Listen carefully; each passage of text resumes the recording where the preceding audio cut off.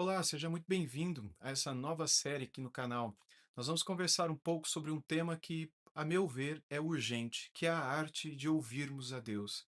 Essa série terá pelo menos 12 episódios, e em cada um deles nós vamos redescobrir a espiritualidade antiga que atravessou séculos, que alimentou a fé dos pais da igreja, dos monges medievais, dos reformadores, dos puritanos e tantos outros, mas que, infelizmente, nos últimos 100 anos, quase se perdeu em grande parte do mundo evangélico ocidental. O objetivo dessa série é mostrar como a gente pode recuperar a nossa espiritualidade, profundamente enraizada nas Escrituras e que sempre foi o coração da vida cristã. Ao final, eu espero que você esteja preparado para ter novamente seus momentos devocionais ou a sua leitura divina, lectio divina, como nossos irmãos do passado sempre tiveram. Eu gostaria que nós tratássemos nesse primeiro episódio sobre o silêncio perdido. A gente vive num mundo muito barulhento. Se não é a televisão ligada, é o celular vibrando, são os relógios inteligentes nos chamando a olhar para eles, são áudios que chegam, as redes sociais que nunca param. E mesmo dentro da vida cristã, muitas vezes a gente é ensinado a correr, a fazer tudo de maneira rápida, até mesmo a nossa oração e a nossa leitura da Bíblia. Mas será que a vida cristã pode florescer nesse ambiente de pressa, de barulho? Na Bíblia, a gente vê Elias no Monte Horebe e ele esperava ouvir Deus, no vento, no terremoto, no fogo, mas a voz do Senhor veio num sussurro suave, lá em 1 Reis 19:12. Ou seja, o silêncio é o lugar onde a gente aprende a ouvir a voz de Deus. A gente tem testemunhos disso na história da igreja. Os primeiros cristãos sabiam disso. João Crisóstomo, por exemplo, chamado de Boca de Ouro por causa da sua eloquência, né, dizia na igreja primitiva, em uma das suas homilias, que ele suplicava aos cristãos que eles não negligenciassem a leitura das Sagradas Escrituras, porque era perigoso não saber das leis de Deus, numa homilia que ele fez sobre Colossenses. Para Crisóstomo, não havia na vida cristã uma vida cristã sem tempo e silêncio dedicado à palavra de Deus. E que isso não era algo apenas para os religiosos e pastores, ou aqueles responsáveis pela pregação, mas que todos deveriam se dedicar a isso.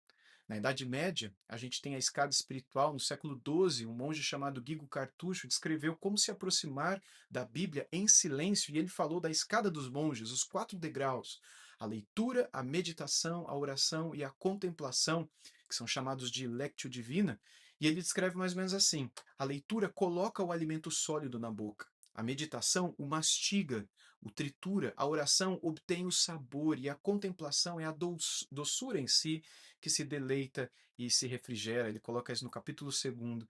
Então, veja como a leitura não era algo rápido, mas lenta, como uma refeição que precisa ser saboreada. Séculos depois, na Reforma Protestante, Martinho Lutero também entendeu isso. No prefácio de 1539 a uma coletânea de seus escritos, ele disse que um verdadeiro teólogo nasce de 3 coisas: a oratio, a meditatio e a tentatio. Oração, meditação e tribulação. Está no prefácio da sua edição de Wittenberg, dos seus escritos alemães de 1539. Para ele, a meditação não era um luxo monástico ou de quem tinha tempo, mas era uma disciplina diária de todo cristão. E é na meditação silenciosa que a palavra passa da mente para o coração. E as tribulações que a gente vive acabam sendo melhor vividas, com mais graça e força, quando sustentados pela palavra.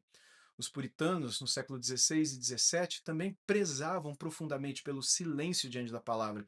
Veja Thomas Watson, por exemplo, que no tratado dele sobre meditação cristã, ele escreveu que as promessas de Deus, elas são flores que crescem no paraíso da Escritura.